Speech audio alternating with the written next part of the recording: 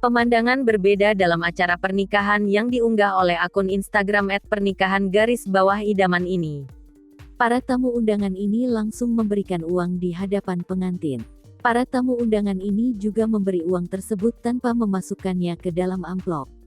Terlihat seorang mempelai wanita dan mempelai pria yang mengenakan busana adat pernikahan berwarna hitam. Kedua mempelai pengantin ini duduk di sebuah kursi. Sementara itu, di hadapannya ada jarik bermotif batik yang terbentang. Terlihat para tamu undangan yang didominasi oleh ibu-ibu berdatangan menghampiri kedua mempelai pengantin. Mereka sudah berbaris rapi hingga mengular ke belakang. Para tamu undangan langsung meletakkan selembar uang di atas jarik batik yang dibentangkan di hadapan pengantin.